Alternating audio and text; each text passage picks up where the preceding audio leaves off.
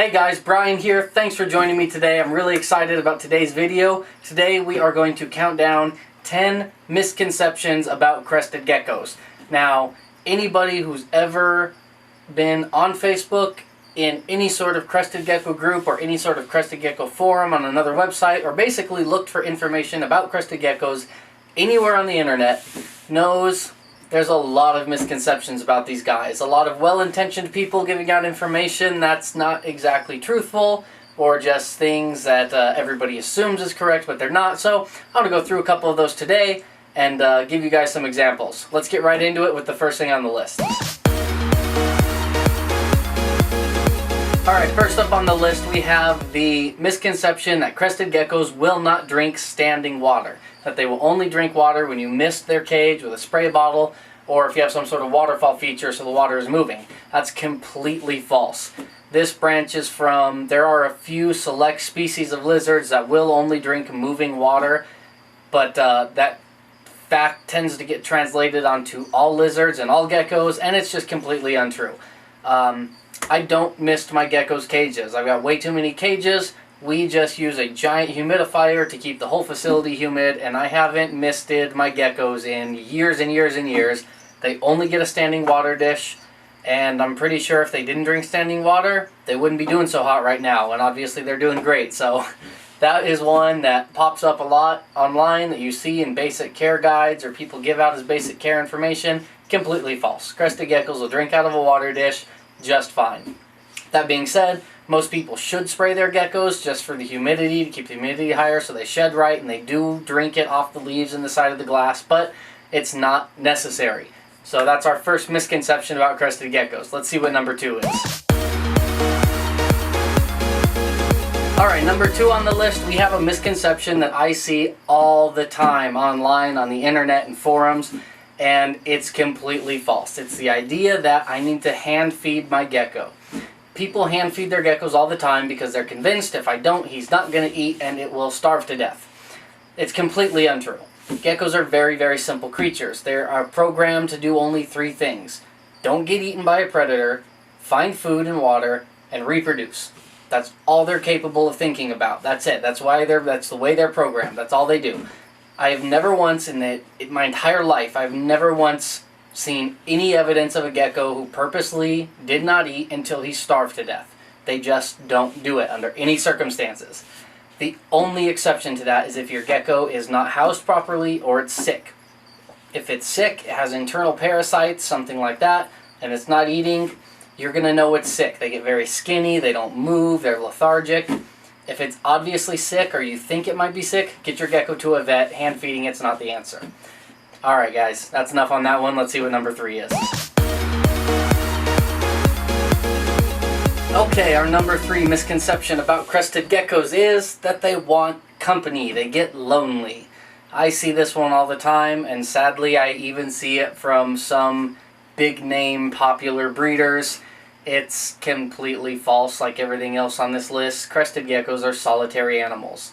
They live alone, they grow up alone, they get together only for a short time to breed and then they separate. They do not want company, they don't crave company, they are not lonely. If you see, I've seen this a lot, people have geckos in 2 cages next to each other and they see them looking at each other through the cage and they go, oh my god, they want to be next to each other, they're lonely, they're pining to have the other one in their cage to cuddle. No. They're probably just going, hey, I saw something move over there, is it something I can eat? That's all they're thinking. They don't want company. If you have, now, that being said, you can house geckos together, and you can do it safely, and the geckos can be healthy. That's completely separate from them wanting to be housed together. A lot of times people house 2 geckos together and they'll find them sleeping on top of each other or just under the same leaf or next to each other, and they'll think, oh, my geckos love being housed together. I see this all the time. People argue, my geckos, they get lonely, they love being housed together, they're always cuddling with each other. In reality, that just happens to be the best spot to lay. It's the right temperature, it's where they feel safe and covered. It's just the spot that they both want to lay. It's the best spot in the cage, so that's where they both are. Your geckos aren't lonely. They don't want company. I know that's not as fun for people when they think they want pets that love each other, but these are reptiles. That's just not how they work. So that's a misconception I see all the time. They don't want company, but they tolerate it sometimes. Okay, misconception number 4 goes hand in hand with number 3, that crested geckos enjoy humans' company.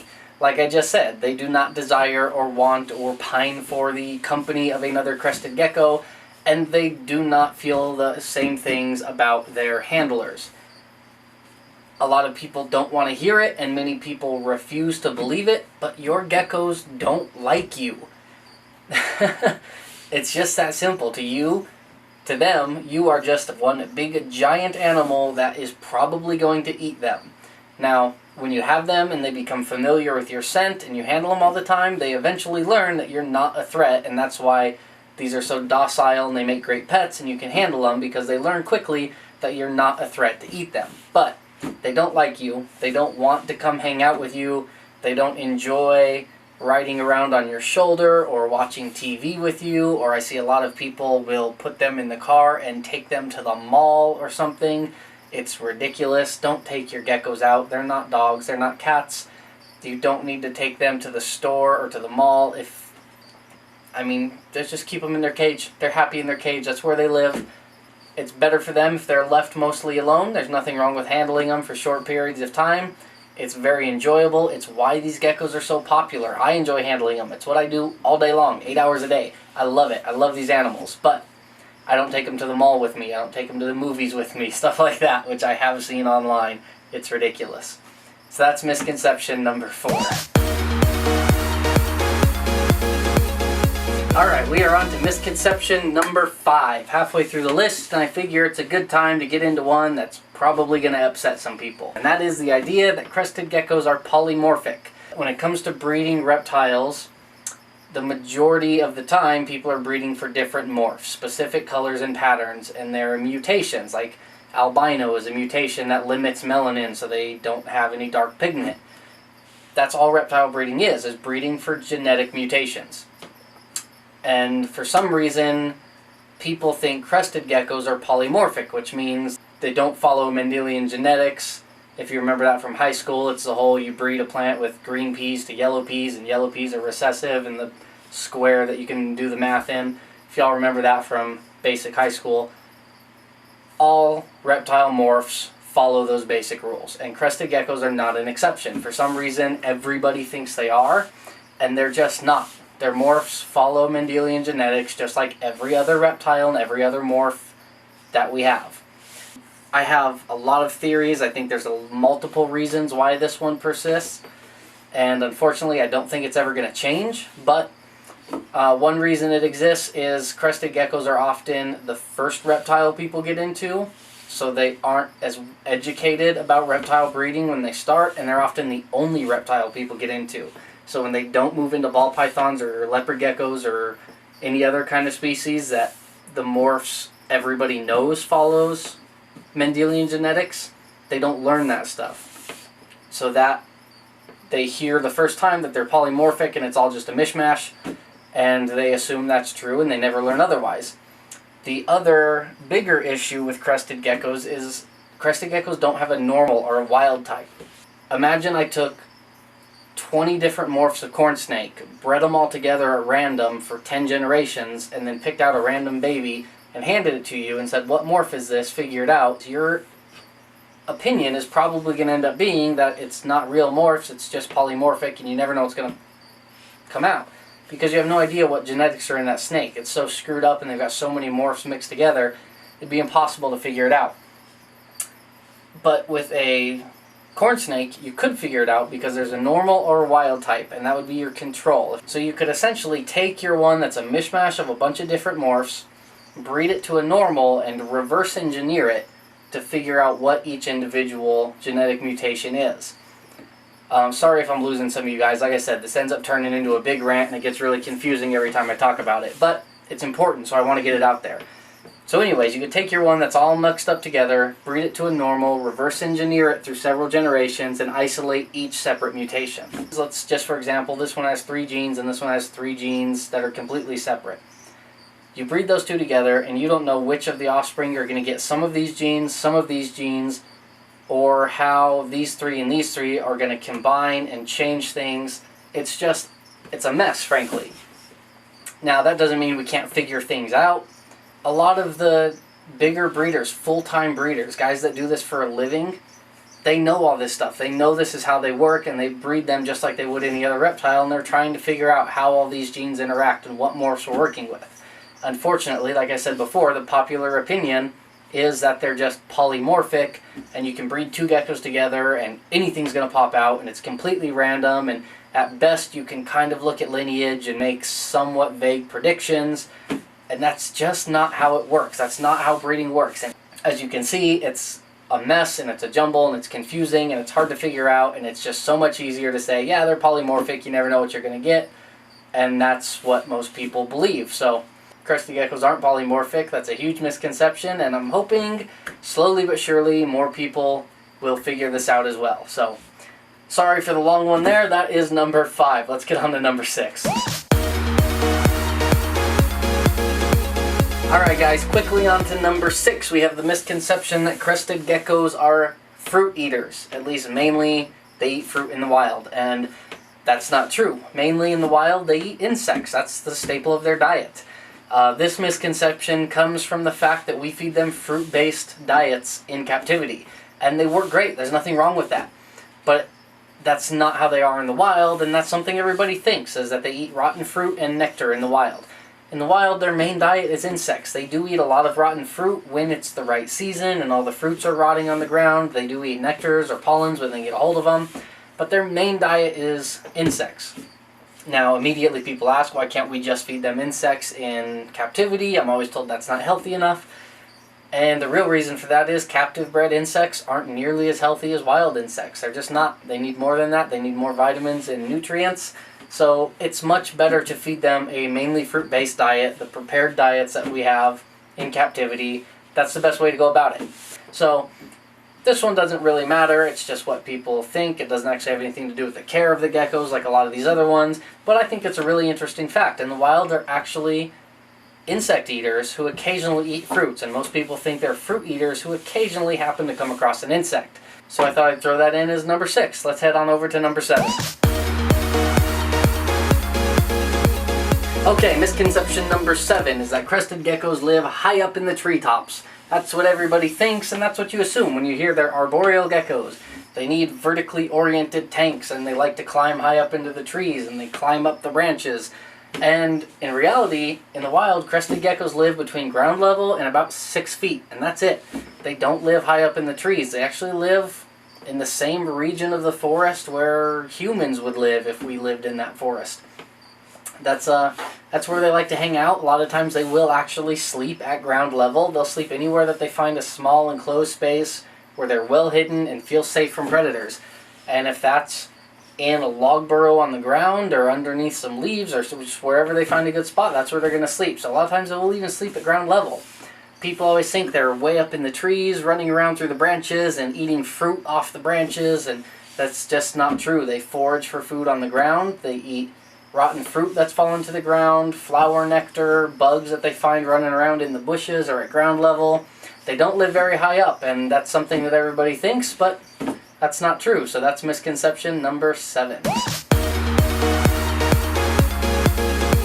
Okay, we are on to misconception number 8, and that is that crested geckos have sticky feet. Now, as you know, geckos, crested geckos, and a lot of other geckos can climb right up a piece of glass, up a vertical surface. Little ones can even go right across your ceiling. And most people assume that's because they have actually sticky feet, like there's a substance, a glue of some kind almost, on their feet that allows them to stick to the wall. That's not how it works. Without getting too deep into the science behind it, because we could be here all day and it gets fairly complicated, the easy way to explain how this works is on your gecko's feet there are billions and billions and billions of itty-bitty, tiny, microscopic hairs. Their feet are actually covered in hair. Tiny, tiny, you wouldn't believe how small hairs. And the way it works is those hairs touching the wall or touching whatever surface they're on cause so much friction that it's actually the friction that holds them onto those walls. They're not sticky, they're using friction to hold them onto the walls. It gets more complicated to that. I'll put a link in the description if you want to read more about this and everything about how they do this. But like I said, the layman's answer, if you will, is that they are just covered in tiny microscopic hairs, and those hairs cause so much friction it allows them to stick to surfaces that most animals can't. One more interesting note, crested geckos also have these tiny hairs on the pad on the bottom of their tip of their tail, and they use that. Their tail is prehensile, so they actually can use that for extra grip when they're climbing up or down a vertical surface. They can use the tip of their tail for extra grip, so it has the same kind of hairs on it. But that's misconception number 8. Crested geckos' feet aren't actually sticky. Alright, crested gecko misconception number 9. This one, thankfully, most people know about now, but there's still a lot of false information out there, and a lot of people are new to crested geckos, so I want to throw it in here because it's important. And that is the misconception that crested geckos can eat baby food. This one, it's easy to see where this misconception came from. When crested geckos were introduced to the pet trade as an easy-to-keep pet reptile, it was promoted that they could eat a fruit-based diet. Everything was good until some people decided to assume that eating a fruit-based diet meant that if I feed them fruit baby food, that's what they want. That's perfectly healthy, and that's just not true. Most people know the problems with eating baby food. It doesn't have enough calcium, it doesn't have the vitamins and nutrients, and it's just not what geckos need. It's not enough. It's like feeding your kids junk food, and that's it. There's severe health problems that come with feeding baby food. There are people, very, very few people, but there are still people that will argue a baby food diet can be successful, and technically they're right. There are breeders who still feed a baby food diet, but the diet is supplemented with calcium and vitamins and live insects, and it's a pain to get right and get the vitamin and calcium ratios right, so there's just no need to mess with it. Don't feed your geckos baby food. Don't try and supplement the baby food and do it that way. Just get a good quality prepared diet and feed that to your geckos. Stay away from baby food at all costs, and your geckos are going to thank you for it, I promise. So that's number 5. That's number 9. I guess crested geckos can eat baby food. Not true. Don't feed it to them. And we finally made it to misconception number 10. And the last one on our list for today is that crested geckos will die if they get over 80 degrees Fahrenheit. This is a well-intentioned misconception, but it's still not true. Now, before I go any further, and to stop all the people ranting on me in the comments, don't let your geckos get over 80 degrees. Just because they can technically survive it, which is the misconception. Proper care of your geckos, keep them between 70 and 78 degrees. There's no reason to get them hotter. It doesn't benefit them, and it can be dangerous. So just to make everybody aware and to make it clear, keep your geckos between 70 and 78 degrees. That being said, it is a misconception, and it puts a lot of fear in a lot of new keepers that your crested gecko will somehow instantly die if it gets over 80 degrees, which is what's kind of put out there at times. And that's just not true. I've had geckos up to 85 degrees when I lived when I was first getting into geckos. I lived in an apartment that we had a hell of a time trying to keep cold. It got really hot in the summer, and sometimes they would get up into the low 80s, and I never had any problems. But you don't want to risk it. There's no reason for them to get that hot. It doesn't help them, so keep them cooler. Just so you know you're safe, your geckos are going to be happier. Do everything you can to keep them colder. The general rule is, if you're comfortable, they're comfortable. So use that as your general rule. And that's the end of our misconception list. Thank you guys so much for watching. I really appreciate you joining me. Thank you so much for watching our videos. Click over here if you want to see more videos that we've made in the past. Click over here if you'd like to subscribe to our channel and get notifications about future videos. I love doing these. I love talking about geckos. Keep tuned. Thank you guys so much. I appreciate it.